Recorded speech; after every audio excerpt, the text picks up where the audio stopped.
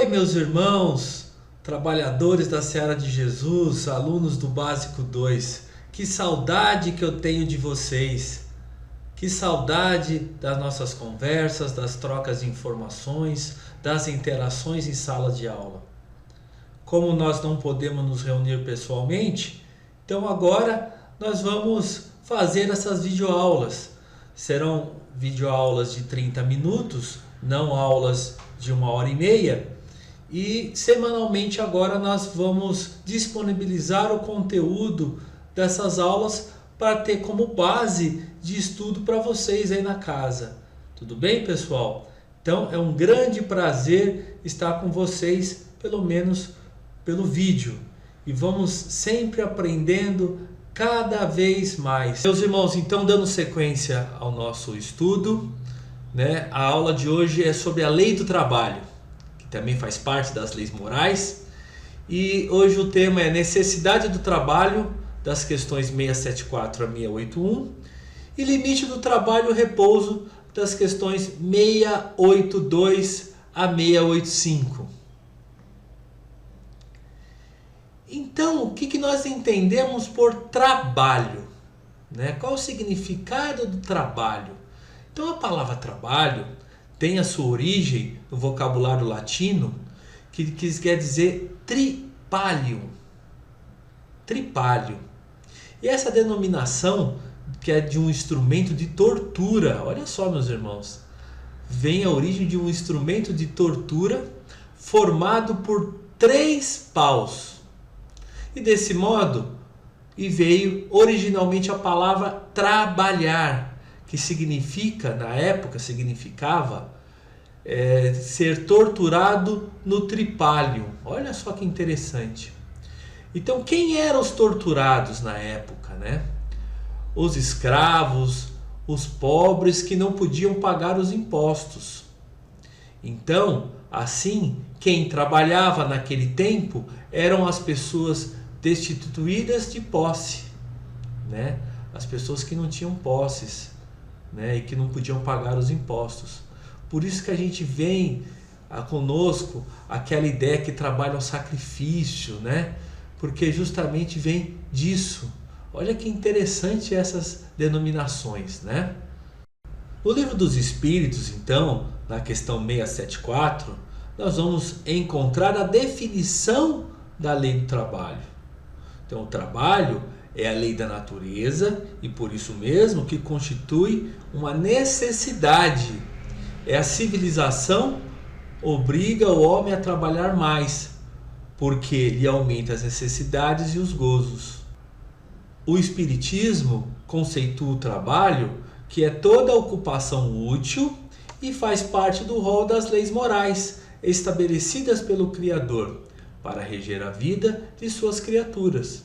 Então é por meio dele que o homem forja o próprio progresso, desenvolve as possibilidades do meio ambiente em que se situa e amplia o recurso de preservação da vida.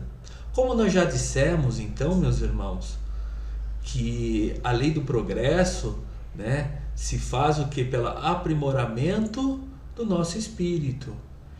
E ao aprimorarmos o nosso espírito, é o contato com o próximo, é a interação com o próximo, Não é a ociosidade. Então, o trabalho, nós vamos também elevar as nossas potencialidades morais e intelectuais, além de ser um recurso de sobrevivência. Mas por que trabalha o homem? Essa é a questão. Será que o homem trabalha apenas por necessidade? E se for apenas uma necessidade, seria o quê? O que seria então essa necessidade do homem trabalhar? Seria então a consciência que nos falta algo? Sempre quando nós nos encontramos ociosos, não vem sempre aquela consciência, preciso fazer alguma coisa? Então, nós temos o quê? As nossas necessidades. Temos as nossas necessidades prioritárias que é comer, beber, dormir. Temos as nossas necessidades também secundárias, que é vestir-se bem, passear, ir ao cinema e etc. Mas que nós temos que sempre reforçar que o trabalho, no entanto, não se restringe apenas ao esforço de ordem material. Não podemos nos pegar somente nisso, no esforço da ordem material. Portanto, toda ocupação útil é trabalho. Então, toda ocupação útil, não importa qual seja, é trabalho. Isso está constando na questão 675 do Livro dos Espíritos. Sejam atividades intelectuais, sejam atividades morais. E é nesse sentido que se diz que o espírito também trabalha. E em razão de sua natureza corpórea e objetivando o quê? O aperfeiçoamento e a inteligência. O trabalho é imposto ao homem como condição essencial para o seu desenvolvimento moral e espiritual. Então, meus irmãos, sem o trabalho, o homem permaneceria o quê? Na infância intelectual. Como diz a questão 676 do Livro dos Espíritos. Sem o aprimoramento, nós estaríamos ainda a rudimentar. Embora em certos casos possa também ser considerado como uma expiação, mas isso é uma outra história, tendo em vista sua condição evolutiva.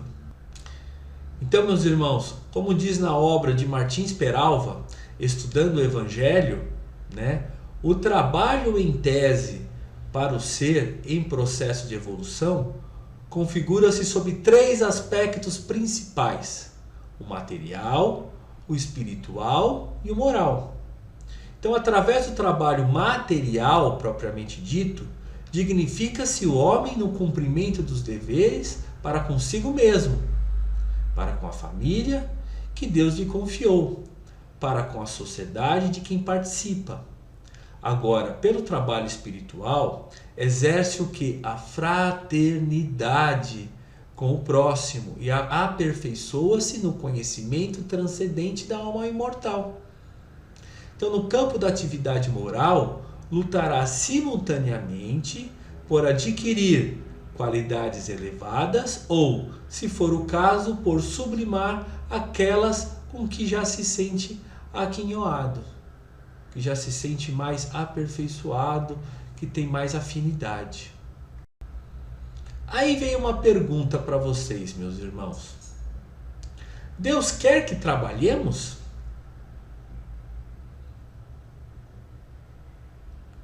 O que vocês acham? Essa é a vontade de Deus? Claro que sim, meus irmãos? Então sim, porque o trabalho não é castigo, até com aquela definição anteriormente que eu passei para vocês. No início de nossa história, o conceito de trabalho era como um castigo, mas não é. Hoje, com o aprimoramento dos nossos costumes, nós verificamos que não é um castigo, mas sim oportunidade de progresso, de evolução e, consequentemente, busca da felicidade. É através do trabalho que acontece o progresso do ser humano, pois o trabalho visa conservar o corpo e desenvolver o pensamento. Olha que interessante. E também através da convivência com outras pessoas. E há um crescimento pessoal e coletivo, pois uns aprendem com os outros. É essa interação com o próximo que nós temos que ter. Também aprendemos, como aprendemos aqui como aprendemos no curso, em sala de aula, os comentários de vocês.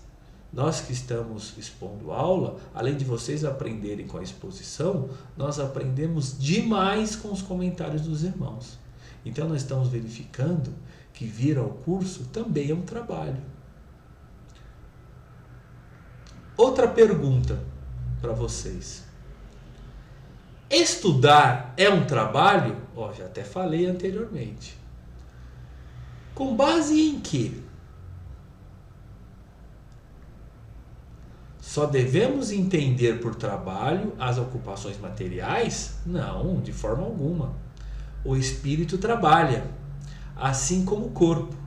Toda ocupação útil é trabalho, como já foi dito na questão do Livro dos Espíritos. Sejam atividades intelectuais, então sejam morais, e é nesse sentido que se diz que o espírito também trabalha.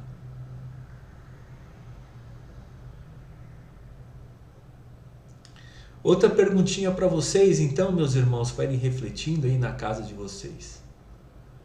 Como podemos ver o trabalho? O trabalho em si é a consequência de nossa própria natureza física, impondo-nos como meio de superar-se e nos realizarmos, e ao mesmo tempo é o mais apropriado recurso para aprimorar e ampliar a nossa própria inteligência, desenvolver a nossa inteligência, o nosso intelecto. Sem o trabalho, o ser humano permaneceria num primarismo da inteligência, incapaz de libertar-se para alcançar uma maturidade espiritual necessária. Olha a importância do trabalho. Olha como é complicado permanecer na ociosidade. Quanto nós perdemos de não estarmos trabalhando. Quer o trabalho material, quer o trabalho intelectual.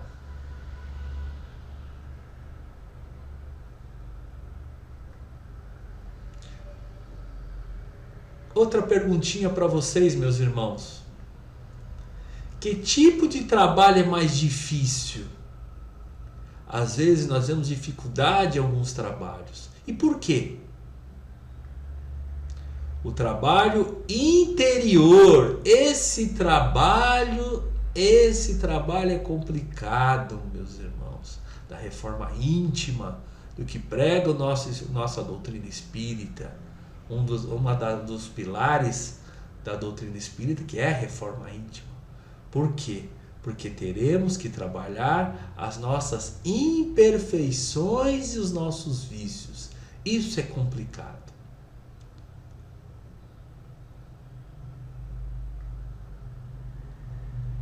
Outra questão, meus irmãos. Quando dormimos, trabalhamos? O que vocês acham, meus irmãos? O que vocês acham, então, se quando nós dormimos, trabalhamos? Que nós vamos ver a seguir a questão do repouso, né, que é necessário. Mas será que dormimos também trabalhamos? Como? O espírito pode trabalhar e estudar no mundo espiritual, enquanto o corpo físico repousa. Olha que interessante. O repouso do corpo físico também é importante para a reparação das forças físicas. Então, o corpo precisa desse descanso, mas o espírito nunca para. O espírito trabalha incessantemente. Trabalho no sentido de atividade. Então, meus irmãos, segundo podemos encontrar, então, no Novo Testamento, né, no livro de Mateus, capítulo 7, de versículo de 7 a 11, sobre a lei do trabalho, que lá diz o seguinte: pedi, e dar-se-vos-á, busquei, e acharei, batei, e abrir-se-vos-á, porque todo o que pede, recebe, e o que busca, acha, e quem tem, bate, abrir-se-á. Ou, qual de vós, porventura, é o homem que seu filho lhe pedir um pão, lhe dará uma pedra? Ou se porventura lhe pedir um peixe, lhe dará uma serpente? Pois se vós outros, sendo maus, sabeis dar boas dádivas a vossos filhos, quanto ao mais vosso Pai, que estás no céu, dará boas dádivas aos que lhes pedirem. Então, meus irmãos, nós temos que ter, acima de tudo, os nossos conhecimentos morais. A lei do amor tem que estar presente. Porque, como diz no exemplo, o irmão está te pedindo um pão e você, sem esse conhecimento moral, até sem o conhecimento intelectual, ao invés de dar o pão que ele está pedindo, sem o seu conhecimento, a falta de conhecimento, você vai dar o que? Uma pedra? Às vezes ele está pedindo uma ajuda E por falta desses conhecimentos morais, você vai dar o quê? Não é verdade? Por isso é nossa obrigação de estar sempre trabalhando na nossa evolução intelectual. Então, reforçando o que eu acabei de dizer, buscais e acharás, trabalha e produzirás, e dessa maneira será filho de suas obras. Terás o mérito de sua realização e serás recompensado segundo tiveres feito. Então, marcha e atingirás. Encontrarás pedras nos teus passos e mantém-te vigilante. Afasta-se-as por ti mesmo. Tenha certeza que nos será dada a força suficiente se quisermos empregá-la. Esse é o sentido, então, da palavra de Jesus, buscais e achareis, que consta, como eu falei para vocês já, no livro Mateus, capítulo 7.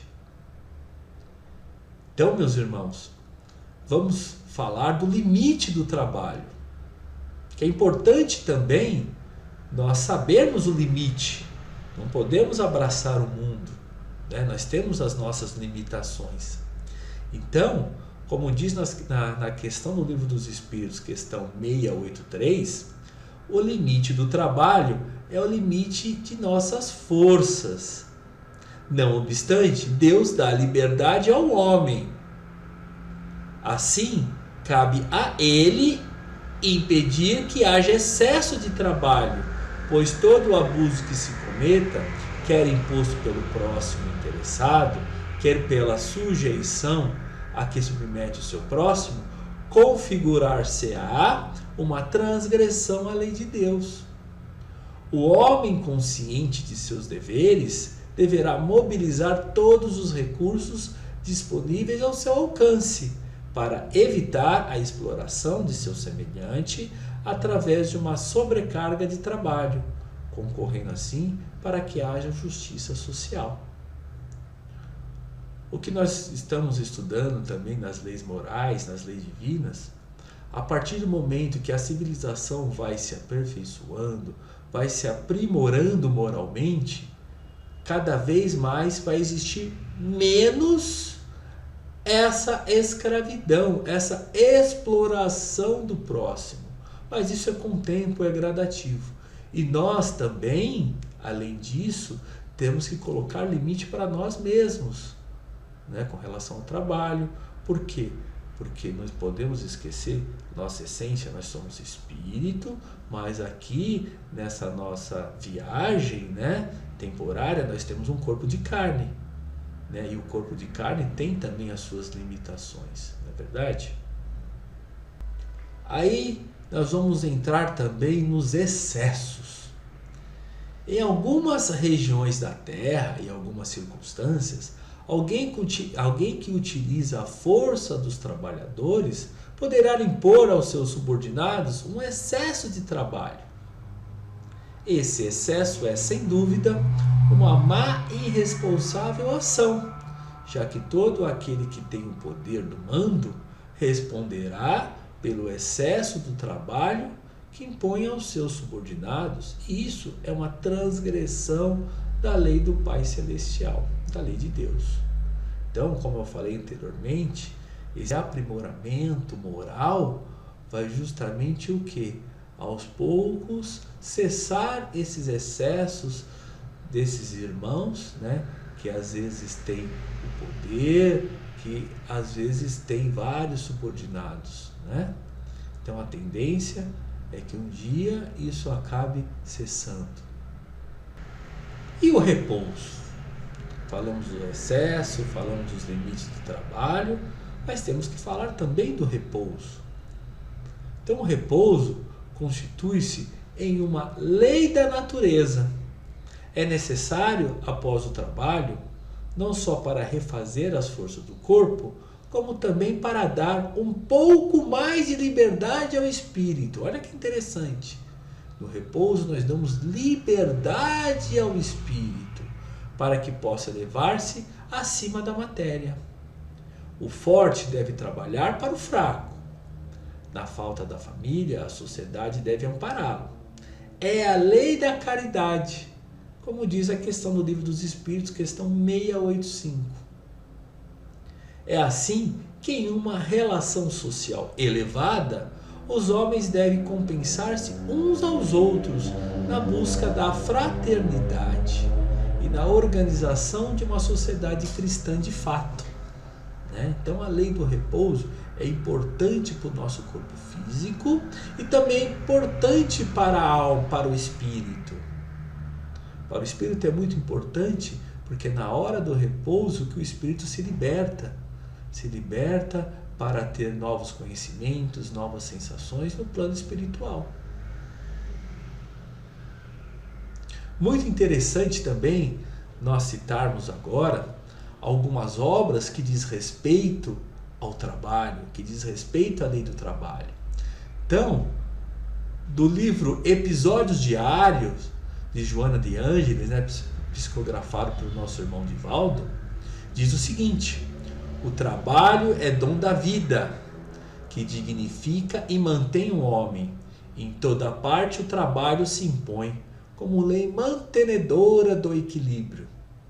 Sem ele, tudo retornaria ao caos do princípio, e os objetivos superiores naufragariam no tédio e na ociosidade doentios. Olha só, olha como o trabalho é importante, olha como o trabalho dignifica o homem.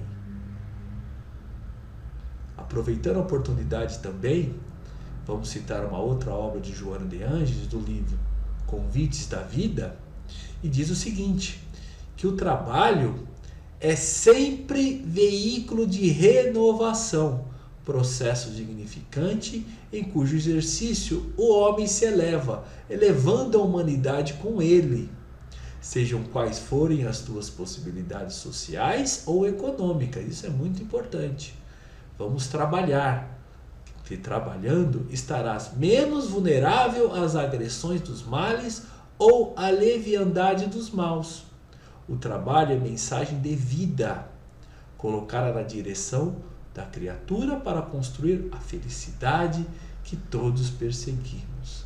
Olha que maravilha, olha que momento de reflexão que nós temos com essa reflexão de Joana de Ângeles.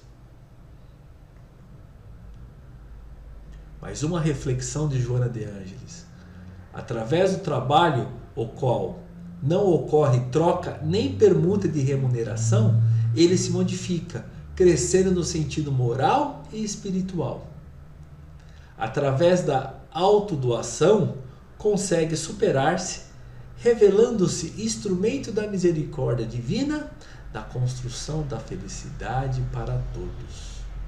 Meus irmãos, olha quantas mensagens interessantes de Joana de Ângeles, que vem fazer a nossa reflexão da importância do trabalho. E eu quero citar também para vocês Gandhi.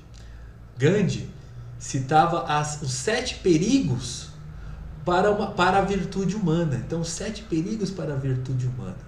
Quais eram? Quais são? Quais são? A riqueza sem trabalho, o prazer sem consciência, conhecimento sem caráter, negócios sem ética, ciência sem humanidade, religião sem sacrifício e política sem princípios. Isso tudo vem de encontro com a lei do trabalho. Emmanuel diz para nós também: somente o nosso trabalho coletivo pode engrandecer ou destruir o organismo social. Só o organismo social pode tornar-nos individualmente grandes ou miseráveis. Olha a reflexão de Emmanuel, da importância do nosso trabalho coletivo. E o nosso trabalho coletivo pode engrandecer ou destruir esse organismo social. Por isso cabe a nós a responsabilidade de nos aperfeiçoarmos cada vez mais moralmente, para que podemos então contagiar o próximo e em sintonia elevarmos então esse nosso organismo social.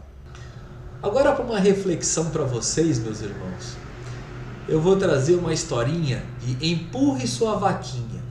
Alguns de vocês já conhecem, mas vamos aproveitar juntos e fazermos essa leitura. Um sábio passeava na floresta com seu discípulo. Avistou uma casinha pobre aos pedaços. Nela moravam um casal e 3 filhos, todos mal vestidos, sujos, magros e aparentando subnutrição. O sábio pergunta ao pai da família: como vocês sobrevivem? Não vejo horta alguma, não vejo plantação alguma, não vejo animais. O pai respondeu: nós temos uma vaquinha que nos dá alguns litros de leite por dia. Uma parte do leite nós tomamos, outra trocamos na cidade vizinha por alimentos e roupas, e assim vamos sobrevivendo. O sábio agradeceu e saiu novamente pelo caminho.